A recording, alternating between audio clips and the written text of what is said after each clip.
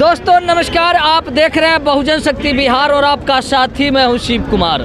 मैं भी पटना में हूं और पटना के जो मिलन हाई स्कूल के नज़दीक हूं और आज आज़ाद समाज पार्टी सह भीम आर्मी के राष्ट्रीय अध्यक्ष चंद्रशेखर आज़ाद जी का आगमन हुआ था। और इतना ही नहीं, आज चंद्रशेखर आज़ाद जी से तो जो चाहते हैं तमाम जो बहुजन महापुरुष के जो चाहते हैं, बाबा साहब के जो चाहते हैं, इतना ही नहीं राष्ट्रपिता ज्योतिबा राव फुले जितने भी बहुजन महापुरुष के चाहते, आज इस मिलन जो हाई स्कूल है वह ग्राउंड से पता चल गया है कि बिहार में भी तमाम बहुजन महापुरुष की चाहते की कमी नहीं है। चाहे वो तथागत बुद्ध हो, चाहे जगदेव प्रसाद कुशवाहा हो, चाहे कर्पूरी ठाकुर जी है, तमाम बहुजन के जो चाहते आज यह मिलन हाई स्कूल की ग्राउंड जो है वह एक इतिहास बता दिया है कि कहीं न कहीं आने वाला जो 2025 है उसमें बहुत बड़ी बदलाव होगा। और उसके लिए चंद्रशेखर आज़ाद जी जो संकल्प दिला कर गए हैं, तमाम बहुजन के जो हित की बात बता कर गए हैं, वह तमाम प्रतिक्रिया जो है आप वीडियो के अंत तक बने रहेंगे और देखते रहेंगे क्या कह रहे हैं चंद्रशेखर आज़ाद जी। तो आप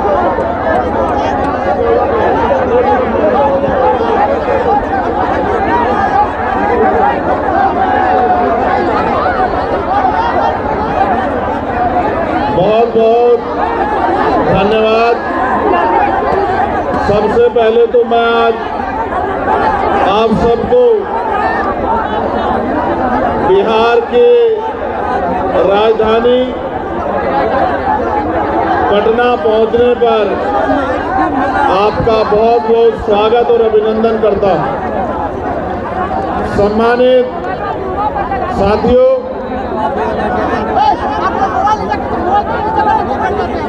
आज भीम आर्मी आजाद समाज पार्टी के नेतृत्व में समाधान रैली के अवसर पर मुझे आपके बीच आने का मौका मिला है। इसके लिए मैं यहाँ की लीडरशिप का, भीम आर्मी आजाद समाज पार्टी के प्रदेश कमेटी का, परमंडल कमेटी का, जिला कमेटी का, विधानसभा सेक्टर और बूथ कमेटी के नेताओं का बहुत बहुत धन्यवाद करता हूं। आज समाधान रैली में अपनी बात को रखते हुए मैं सबसे पहले सभी धर्मों में जन्मे सभी संतों, गुरुओं और महान पुरुषों को नमन करता हूं। उनमें भी करुणा के सागर तथागत गौतम बुद्ध, संत शिरोमणि सदगुरु रविदास जी महाराज, भगवान वाल्मीकि महाराज, गुरु नानक देव और संत कबीर जी को नमन करता हूं। साथ साथ राष्ट्रपिता ज्योतिबा फुले, छत्रपति साहू जी महाराज, डॉक्टर बाबा साहब अम्बेडकर, ईवी पेरियार रामा नायकर स्वामी, पेरियार ललई यादव, बाबू जगदेव प्रसाद कुशवाहा, जननायक कर्पूरी ठाकुर, महाराजा चौहरमल, बिजली पासी, अर्जक संघ के संस्थापक सदस्यों में रहे चौधरी महाराज सिंह भारती, महामना रामस्वरूप वर्मा, मान्यवर दीना भाना वाल्मीकि और मेरे गुरु मान्यवर साहब काशीराम जी को नमन करता हूं।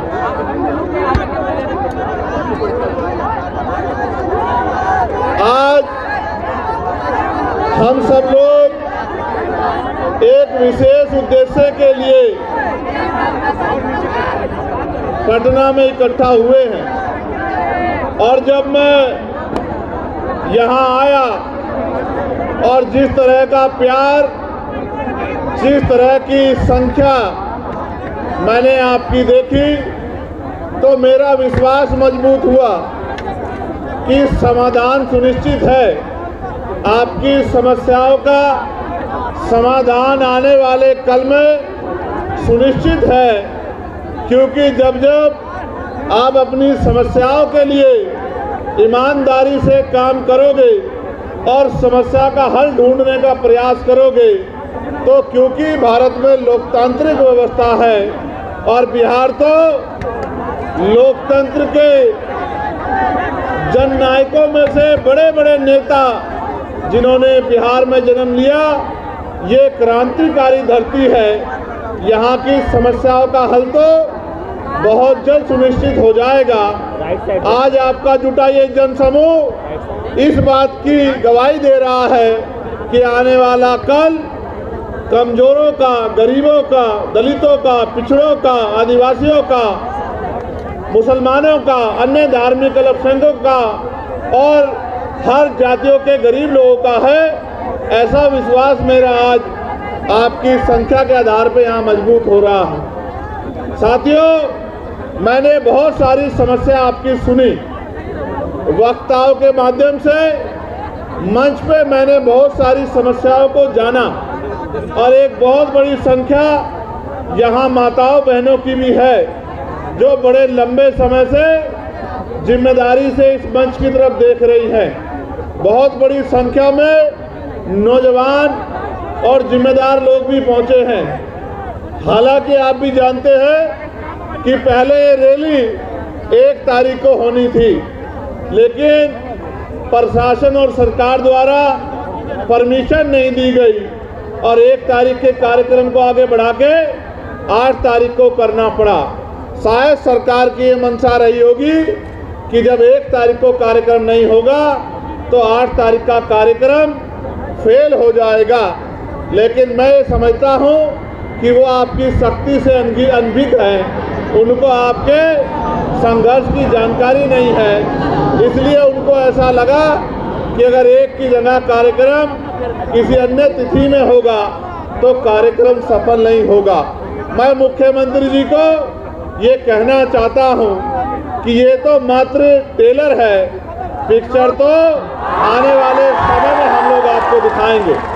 सम्मानित साथियों, ये देश 15 अगस्त 1947 को आज़ाद हुआ है। 14 अगस्त 1947 को हम लोग इस देश में ब्रिटिश हुकूमत के अधीन थे।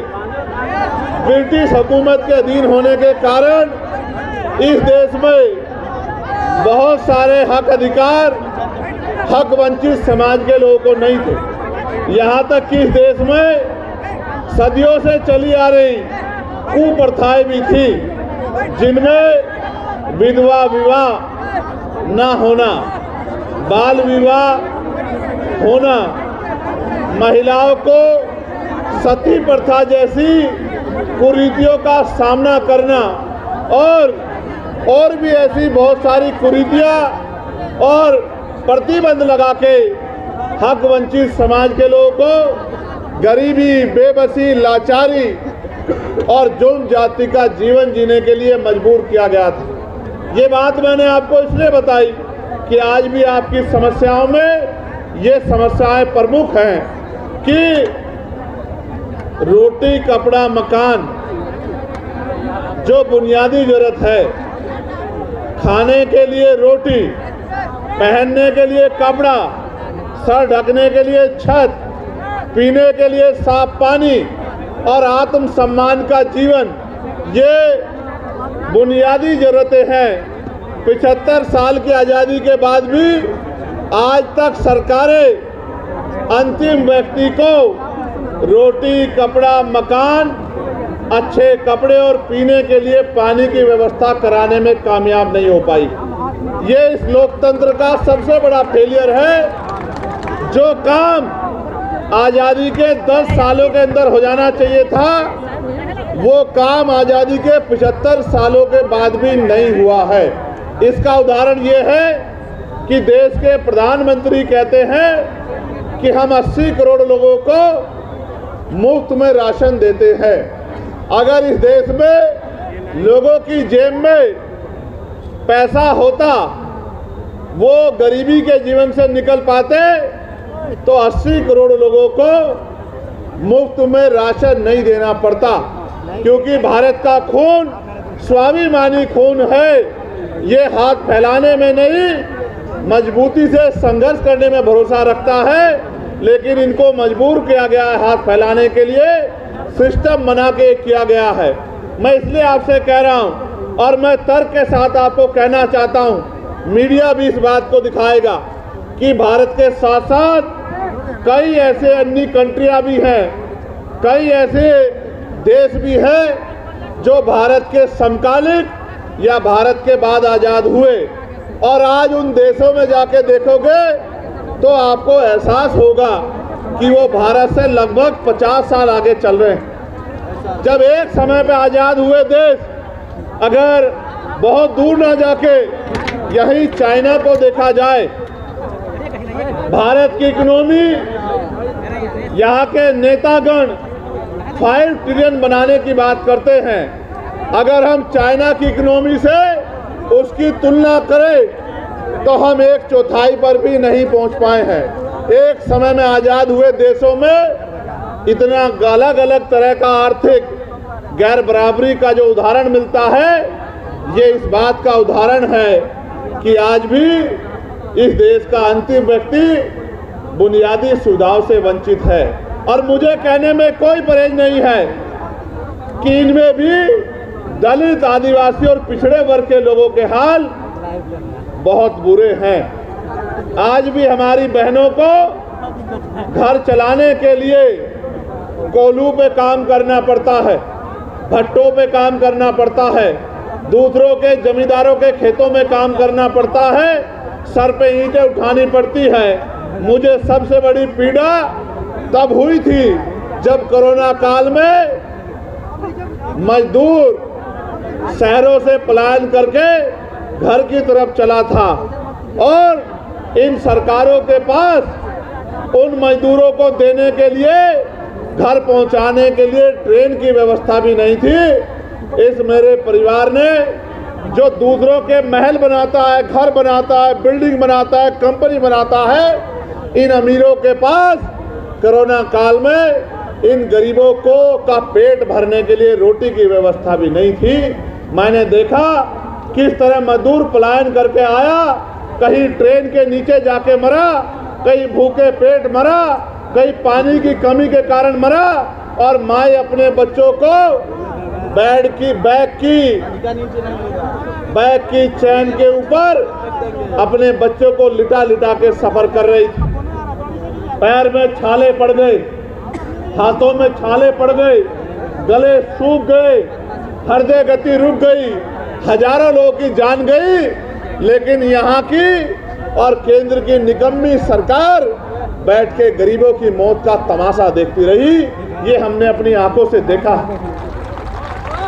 सबसे ज्यादा मजदूर अगर देश के किसी कोने में जाता है तो वो बिहार का व्यक्ति है, जो अपना पेट पालने के लिए अन्य अन्य से प्रदेशों में जाके रोजगार ढूंढने का काम करता है।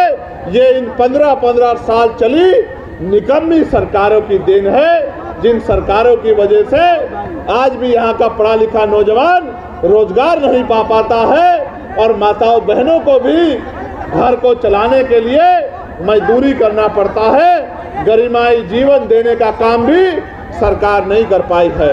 आज जब हम लोग आज़ादी का अमृत उत्सव बना रहे हैं, अभी पार्लियामेंट में सेंट्रल हॉल में ये कहा गया प्रधानमंत्री जी द्वारा कि 75 साल हो गए हैं, ये अमृत काल है। ये कैसा अमृत काल है जहां एनसीआरबी का डाटा ये कहता है कि रोज महिलाओं के शरीर की धज्जियां उड़ाई जाती है, सामूहिक बलात्कार होते हैं, महिलाओं को तेजाब से नहलाया जाता है, महिलाओं की अस्मत को रोंदा जाता है, महिलाओं को दफ्तरों में और दफ्तरों के बाहर और गांव में सामंती व्यवस्था के आगे अपने आत्मसम्मान की रक्षा वो नहीं कर पाती। ये भी हमारे सामने ही है। और सरकारें कहती है और व्यवस्था कहती है कि भारत एक ऐसा देश है जहां महिलाओं को पूजा जाता है, मेरे बराबर में मीडिया की बहनें खड़ी हैं, नीचे महिलाएं जो पुलिस की नौकरी कर रही हैं वो बहनें भी खड़ी हैं। कभी उनके मन से भी पूछ के देखना कि रात को 10-11 बजे क्या वो उत्तर प्रदेश में, बिहार में या उत्तर प्रदेश में या देश के किसी भी प्रदेश में क्या ईमानदारी से निकल सकती है? सच ये है वो अकेले तो छोड़िए, वो परिवार के साथ भी आज नहीं निकल सकती है।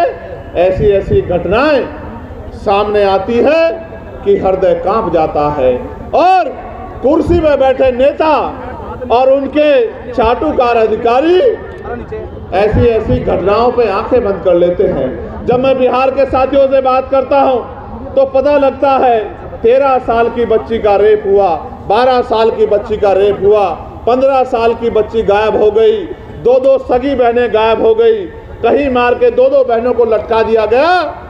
तो ऐसा महसूस होता है कि इस देश में गरीबों का, और गरीबों में भी दलित पिछड़े आदिवासियों का, उनकी बच्चियों की इज्जत का कोई मोल नहीं है। यहाँ इस देश में कुत्ते, बिल्ली, बकरी, गाय, गधे, घोड़े की भी इज्जत है, उनकी भी सम्मान है, लेकिन इंसानों का सम्मान नहीं है। तो ये महसूस होता है कि ये सरकारें किसका काम कर रही हैं? क्या ये गरीबों का काम कर रही हैं या ये अमीरों का काम कर रही हैं? यहाँ हमारे सेना में घोर जातिवाद और अपमान का सामना करने वाले हमारे साथी भी यहाँ मौजूद हैं, जो लंबे समय से इस गैर बराबरी और इस अन्याय के खिलाफ लड़ रहे हैं। लेकिन मुझे बड़े कष्ट के साथ कहना पड़ रहा है कि ये सत्ता के पास भी गए और विपक्ष के बड़े बड़े नेताओं के पास भी गए, लेकिन इनकी समस्या का समाधान सरकार नहीं कर पा रही है। इसका मतलब सरकार नहीं चाहती कि सेना के साथियों के, तिरंगे को उठाने वाले साथियों का सम्मान होना चाहिए। सम्मानित साथियों, मैं किस किस की पीड़ा आपके सामने रखूं? मैं तो ये समझता हूं आज नहीं तो कल इस देश के नौजवान को अपने गरिमाई जीवन के लिए संघर्ष करने के लिए खड़ा होना पड़ेगा। और जब तक इस देश का नौजवान और इस देश में भी बिहार का नौजवान अपने पैरों पे खड़ा होके इस जुल्म जाति, गरीबी, बेबसी, लाचारी की बेड़ियों को काटने का काम नहीं करेगा, तब तक इन सत्ता में बैठे फर्जी मसीहाओं के जरिए आपकी जिंदगी बदलने वाली नहीं।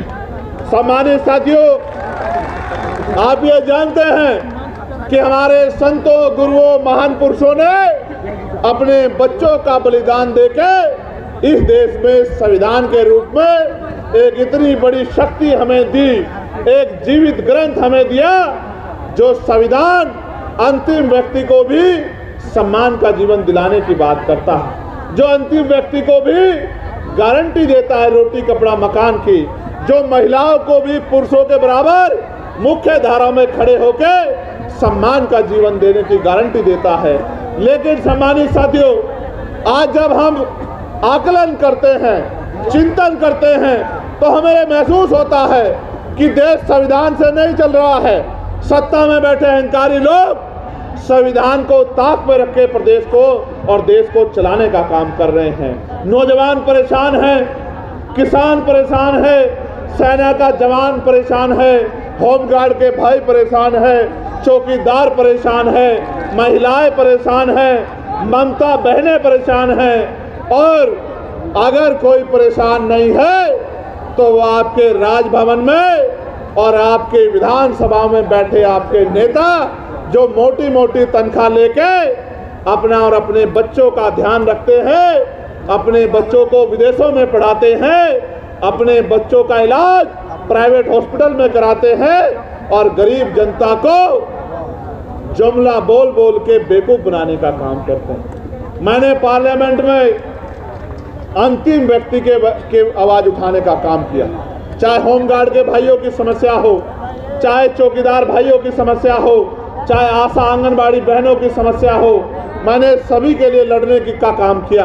पार्लियामेंट में मैंने ये कहा कि इस देश को अगर आगे बढ़ाना है तो इस देश में सबसे पहले ये जो शिक्षा का बाजारीकरण किया गया है इस बाजारीकरण के जरिए जहां महंगी शिक्षा एक तरफ है, जहां अमीर के बच्चे पढ़ते हैं, और एक तरफ सरकारी शिक्षा है जहां गरीब के बच्चे पढ़ते हैं, इस भेदभाव को खत्म करना होगा। और प्रधानमंत्री, राष्ट्रपति से लेके मुख्यमंत्री, विधायक, सांसद और क्लास 1 के अधिकारी से लेके 4th क्लास के कर्मचारी तक के बच्चों का, गांव के सरपंच से लेके और विधायक, MP सबके बच्चों का की पढ़ाई सरकारी स्कूल में होनी चाहिए, जहां किसान का बच्चा बैठ के पढ़ता है, जहां मजदूर का बच्चा बैठ के पढ़ता है, उसी टेबल पे मंत्री, विधायक, सांसद, मुख्यमंत्री, राज्यपाल का बच्चा भी पढ़ना चाहिए। तब जाकर जब DM का बच्चा उसी कुर्सी पे क्लास में बैठा होगा, जब SP का बच्चा उसी क्लास में बैठा होगा और आपके मेरे गरीब परिवार का बच्चा भी उसी क्लास में बैठा होगा, एक समान शिक्षा मिलेगी, तब जाके शिक्षा के दरवाजे परमानेंट के लिए, गरीबों के लिए खुल जाएंगे और ये गरीब अमीरों को पछाड़ के अपनी गरीबी की बेड़ियां काटने का काम करेंगे। जब मैंने आवाज उठाई तो सत्ता में बैठे लोगों को बड़ी तकलीफ हुई। जब मैंने आवाज उठाई तो सत्ता में बैठे लोगों को बड़ी तकलीफ हुई। वो तकलीफ इसलिए हुई कि जब मैंने प्राइवेट स्कूलों पे उनको बंद करने की बात की, तो जिन नेताओं ने प्राइवेट स्कूल खोले हैं उनको लगा चंद्रशेखर तो उनके रोजगार को बंद करवा देगा। मैं ये कह रहा हूं, नेताओं का रोजगार बंद होता हो तो हो जाए, गरीब के बच्चों के आगे बढ़ने का रास्ता बंद नहीं होना चाहिए। क्योंकि बाबा साहब अम्बेडकर ने कहा था कि शिक्षा शेरनी का दूध है, जो पिएगा वो दहाड़ेगा। आज अगर मैं अपनी बात को रख रहा हूं तो इसी शिक्षा की वजह से रख रहा हूं कि मुझे शिक्षित होने का मौका मिला है और मैं लोगों की समस्या को समझ सकता हूं और सरकार को समझा सकता हूं। मैंने ये कहा पार्लियामेंट में कि अगर इस देश को बदलाव करना है तो हेल्थ पॉलिसी में सुधार की जरूरत है। पूछा गया कैसी होनी चाहिए, मैंने कहा होनी ऐसी चाहिए कि गरीब के बच्चों को भी, गरीब आदमी को भी सरकारी अस्पताल में इलाज के लिए सरकार कहती है कि हमने बड़े अच्छे सरकारी अस्पताल बना दिए हैं। बिहार के लोगों को तो मैं ये कहूँगा कि मैंने बाढ़ में आपके तैरते हुए हॉस्पिटल देखे, मैंने आप छोड़िए, गया को छोड़िए, मोतिहारी को छोड़िए, बक्सर को छोड़िए, मैंने तो पटना के हॉस्पिटलों में 2-2 फीट पानी भरा हुआ देखा है, स्ट्रेचर तैरती हुई देखी है, दवाइयाँ तैरती हुई देखी है।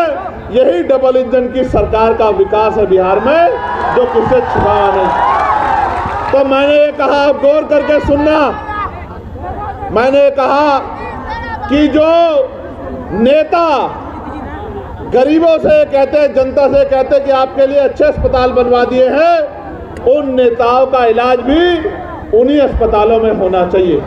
नेताओं का इलाज तो प्राइवेट हॉस्पिटल में होता है, विदेशों में जाके होता है, फोर्टिज में होता है, मैक्स में होता है, और गरीबों का इलाज सरकारी अस्पताल में होता है, जहां डॉक्टर नहीं है, जहां दवाई नहीं है। डॉक्टर के पास जाओगे तो ऐसा व्यवहार करेगा। सब डॉक्टर तो बुरे नहीं हैं, लेकिन बहुत सारे डॉक्टर ऐसा व्यवहार करते हैं कि ये गरीब जबरदस्ती उनके अस्पताल में घुस गए। दवाई नहीं मिलेगी, कोई मशीन नहीं है, एक्सरा, ECG, MRI, कोई मशीन नहीं है, बाहर से टेस्ट कराओ, जेब काटने का काम होगा। तो मैंने ये कहा कि प्रधानमंत्री हो, राष्ट्रपति हो, केंद्रीय सचिव हो, प्रमुख सचिव हो केंद्र के, या मुख्य सचिव हो, या DM हो, SSP हो, या मुख्यमंत्री हो, या मंत्री हो केंद्र के, स्टेट के, विधायक हो, सांसद हो, सबका इलाज और उनके बच्चों का इलाज सरकारी अस्पताल में होना चाहिए। जब उनका इलाज सरकारी अस्पताल में होगा तो आप देखना, डॉक्टर भी होंगे, दवाई भी होगी, टेस्ट भी होंगे, और गरीबों की जेब भी कटनी बंद हो जाएगी। ये बात मैंने पार्लियामेंट में रखी। सम्मानित साथियों, मैं लगातार बिहार को संघर्ष करते देख रहा। बहुत सारी समस्याएं मेरे सामने रखी हैं। मैं आपको बहुत बड़ी गारंटी तो नहीं देता, क्योंकि इस गारंटी का काम तो देश के प्रधानमंत्री ने ले रखा है कि वो गारंटी बहुत देते हैं। वो तो इतनी गारंटी देते हैं कि इनकी गारंटी में कमजोर वर्गों के जीवन की गारंटी भी पीछे चली गई है। इसलिए मैं आपको एक ही गारंटी दे सकता हूं कि रोटी, कपड़ा, मकान, पीने के लिए साफ पानी, पहनने के लिए अच्छे कपड़े, अच्छी शिक्षा, अच्छी चिकित्सा और नौजवानों को, पढ़े लिखे नौजवानों को रोजगार, महिलाओं को घर पे कुटीर उद्योग लगा के रोजगार, ये बहुत कोई बड़ा काम नहीं है। मैं आपको गारंटी देता हूं, आने वाले समय में आप आजाद समाज पार्टी को अवसर देना। अगर 1 साल के अंदर ये काम करके नहीं दिखाया तो जो आप कहोगे वो बात हम लोग स्वीकार कर लेंगे। आप पिछले लंबे समय से कभी किस पार्टी को मौका देते आए हो? कभी आप किसी को बनाते हो, कभी आप किसी को बनाते हो, और 5 साल तक आप इंतजार करते हो कि ये नेता किसी के बारे में ऐसे शब्द ना कहो जो आप अपने पिता के लिए नहीं सुन सकते। अगर सुन सकते हो तो कहो। मैं आपको गलत रास्ते पे नहीं ले जाना चाहता। हमेशा याद रखो, दूसरे के लिए उन्हीं शब्दों का प्रयोग करो जो आप अपने लिए सुन सकते हो। अगर नहीं सुन सकते हो तो ऐसे शब्दों का प्रयोग ना करो, क्योंकि हर आदमी सम्मान रखता है। हमारा उनका राजनीतिक विरोध है, उनके कार्यशैली अच्छी नहीं है। हम उनकी आलोचना कर सकते हैं, उनके द्वारा बोले गए झूठ को बेनकाब कर सकते हैं, जनता के सामने उनकी असलियत को रख सकते हैं, लेकिन किसी को गलत कहना व्यक्तिगत रूप से ये अच्छा नहीं है। इसलिए मैं अपने साथियों से कहूँगा कि वो समझदार बने। साथ साथ मैं आपको ये कह रहा था कि यहाँ के नेताओं को आपने भरोसा किया। आप चुनाव से पहले वो आपकी गली में आते, आपके पैर पकड़ते हैं, आपको चाचा, ताऊ, भाभी, बहन, चाची, ताई, पता नहीं क्या क्या शब्द कहते हैं, शराब पिलाते हैं, मिठाई खिलाते हैं, कपड़ा लुटाते हैं, सारे काम करते हैं। क्यों? क्योंकि बाबा साहब अम्बेडकर ने अपने 4-4 बच्चों के कुर्बानी देके आपकी उंगली में वो शक्ति दी है, जिसको चाहे कुर्सी में बिठा दो और जिसको चाहे कुर्सी से गिरा दो। अगर ये वोट की शक्ति आपके पास नहीं होती सम्मानित साथियों, तो आपकी बस्तियों में पैर रखने के लिए कोई नहीं जाता। ये बाबा साहब अम्बेडकर के संघर्षों का परिणाम है कि चुनाव के बीच में, चुनाव के समय ये लोग आपके बीच आते हैं, लेकिन चुनाव के बाद क्या? 5 साल तक आप लोग इंतजार करते हैं कि नेता दोबारा दिखाई दे जाए, लेकिन नेताजी दोबारा नहीं आते। आप उनके दरवाजों पर जाते हो तो वो गेट बंद कर लेते हैं और ये कहते हैं कि नेताजी यहाँ नहीं है। आप ये बताओ, इन नेताओं के सहारे आप अपनी लड़ाई को लड़ लोगे? मैं आपको 3-4 समस्या यहाँ की रखता हूँ, जो साथी यहाँ उपस्थित भी हैं। एक समस्या जो बड़ी समस्या है वो हमारे होमगार्ड के भाइयों की है।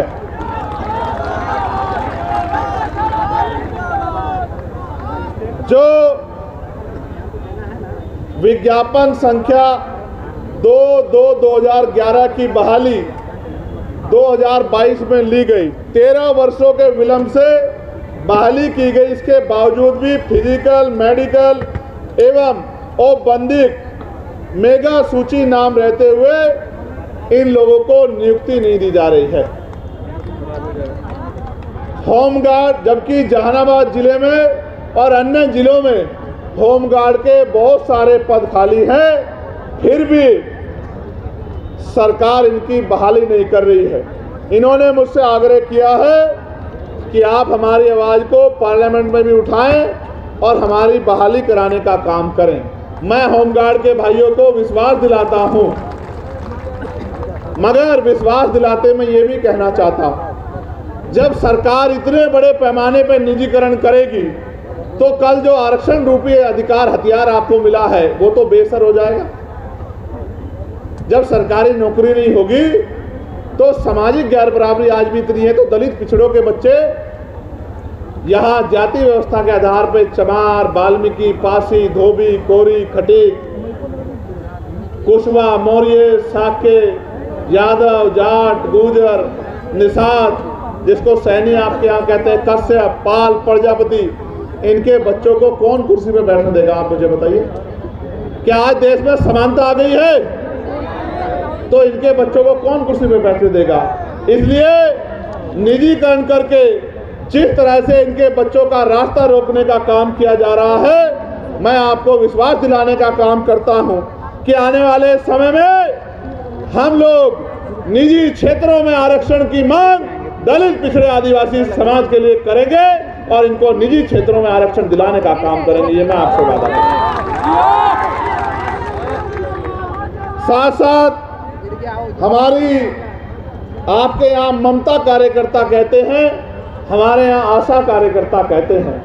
हमारी जो ममता कार्यकर्ता बहनें हैं उनको प्रति गर्भवती मात्र 300 रुपये राशि मिलता है, और जबकि उनका काम बड़ा कठिन है। इसलिए मैं सरकार से मांग करता हूं कि मिनिमम 30,000 रुपये वेतन उनका करना चाहिए, जिससे वो सम्मान का जीवन प्राप्त कर सके, और उनको परमानेंट भी करना चाहिए। मैं तो होमगार्ड के भाइयों के लिए भी 30,000 रुपये के वेतन की जो है सरकार से मांग करता हूं कि 30,000 रुपये का मिनिमम वेतन होमगार्ड के भाइयों को मिलना चाहिए। अभी कितना मिलता है? 24,000। अभी तुमको तो मिल ही नहीं रहा, लेकिन जो लगे उनको तो 30,000 मिलना चाहिए। जब आप लगे आपको भी 30,000 रुपये मिलना चाहिए। ये मांग मैं सरकार को करता हूं।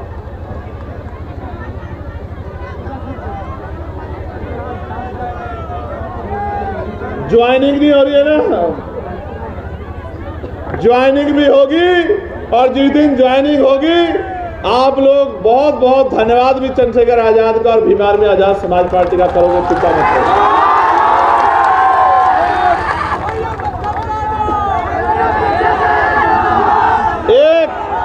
आपने सुना चंद्रशेखर आजाद जी का जो संकल्प है, जिस तरह मान्यवर काशीराम साहब ने संकल्प लिया था कि मैं अपने बहुजन समाज के लिए बहुजन हिताय और बहुजन सुखाय की बात किए थे। इतना ही नहीं, जितने भी बहुजन समाज के जो तथागत बुद्ध से लेकर बाबा साहब अम्बेडकर तक जो चिंतन मंथन किया था, तमाम बातें चंद्रशेखर आजाद जी ने कहा है। और उनका कहना था कि जिस तरह बाबा साहब ने कहा था कि शिक्षा वह शेरनी की दूध है, जो पिएगा वह दहाड़ेगा, और 2025 की जो लड़ाई है वह बहुजन बनाम जो है से मनुवादी की लड़ाई है। तमाम जो लड़ाई के बारे में यहाँ पर चंद्रशेखर आज़ाद जी जो कहकर गए हैं, तो अपनी प्रतिक्रिया जो है कमेंट बॉक्स में बताएंगे, कमेंट करेंगे और बताएंगे कि क्या चंद्रशेखर आज़ाद जी की जो इस बिहार के पटना और मिलन जो हाई स्कूल के मैदान में जो ऐतिहासिक स्पीच देकर गए हैं वह कितना सक्रिय रहेगा और कितना ज़मीन पर उतरेगा, कितना धरातल पर उतरेगा। आप अपनी प्रतिक्रिया कमेंट बॉक्स में जाकर कमेंट करेंगे और फेसबुक पेज पे फॉलो करेंगे। चैनल को सब्सक्राइब नहीं किए हैं तो सब्सक्राइब और लाइक करेंगे। जय भारत, जय संविधान, जय विज्ञान, जय भीम।